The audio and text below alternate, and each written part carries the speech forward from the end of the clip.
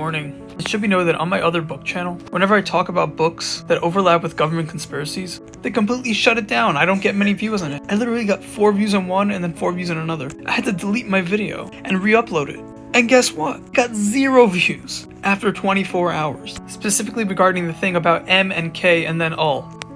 Anyway, it's not the biggest deal, but it is a big deal that they're censoring us. It's not the biggest deal, but they're censoring us. The books that I'm talking about sold millions of copies. They have sources to back them up, scientifically, empirically tested, and peer-reviewed. Still, it gets shut down. That's not right. Someone at TikTok is afraid of the government, or the government's working with TikTok to make sure that conspiracies are not being promoted. And the first one was about a Hot Topics book from the 1980s or 90s. And on the bottom it says, check out facts in the midterm election. They flagged it down. Why? Because they don't want conspiracies to be associated with politics. They know what happened with Trump and they're trying to prevent it. In the process, they shut down things that are very important in order for people to stop making the same mistakes that our government did 30 years ago, 40 years ago. They got Richard Nixon kicked out for covering up countless stuff, not just his own crap. Problem is, people like me start sounding like a whack job when there's a lot of truth to what I'm saying. Society needs discernment. We need to stop saying, okay, this person talks about conspiracies, let's throw them out. This person doesn't, let's maybe promote it. It doesn't work that way. There needs to be some kind of discernment going on in the psyche of these tech companies and politics, which clearly doesn't have it and is working with these companies. They try to monopolize on knowledge and discredit things that don't support the government agenda to hide things. Once again, I'm not trying to sound like Alex Jones. It's just very practical. Think about it logically. Anyways, I'm part of transpersonal psychology research, so everything I say goes onto them. If they think I'm being conspiratorial, you have to take it up with the ones that are heading that